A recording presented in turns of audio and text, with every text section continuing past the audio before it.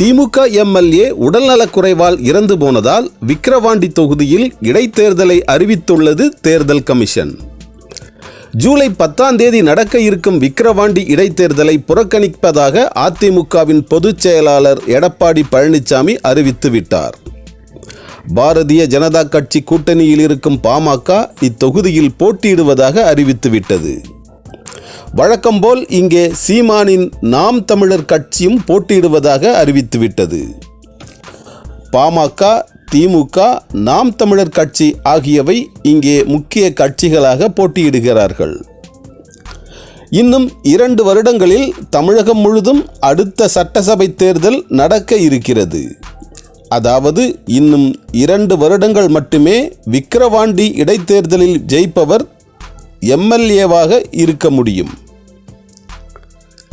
திமுக அதிகாரத்தில் இருப்பதால் அனைத்து விதமான அதிகார பலத்தையும் விக்கிரவாண்டி இடைத்தேர்தலில் காண்பிக்கும். வன்னியர்களுக்கு 10.5% உள் இடஒதுக்கீடு தரவில்லை என்று வழக்கம் போல் கோஷம் போடுகிறது பாமக. ஆனால் இது எதுவும் இங்கே எடுபடாது. திமுகவே விக்கிரவாண்டி இடைத்தேர்தலில் அமோக வெற்றி பெறும். ஏற்கனவே இங்கே திமுக காரர்தான் எம்எல்ஏவாக இருந்தார். ஆகவே திமுகவிற்கே அதிக வாக்குகள் கிடைக்கும். அதிமுக விலகி கொண்டது திமுகவிற்கே சாதகமாக இருக்கிறது. வழக்கம் போல் தமிழக பாஜக தலைவர் அண்ணாமலை வாய்ச்சவடால் அடிப்பார். அந்த வாய்ச்சவடால் இந்த இடைத்தேர்தலில் எந்த பாதிப்பையும் ஏற்படுத்தாது. விக்கிரவாண்டி இடைத்தேர்தலில் வெற்றி பெறுவதன் மூலம் திமுகவிற்கு மீண்டும் ஒரு எம்எல்ஏவின் எண்ணிக்கை அதிகமாகும்.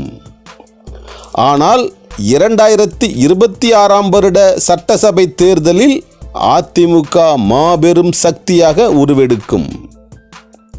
இதுதான் இப்போது விக்கிரவாண்டி இடைத்தேர்தலின் நிலை. அங்கே நிலவும் சூழலும் இப்படித்தான் இருக்கிறது. திமுக தான் இங்கே அதிக வாக்குகள் பெற்று இந்த இடைத்தேர்தலில் வெற்றி பெறும்.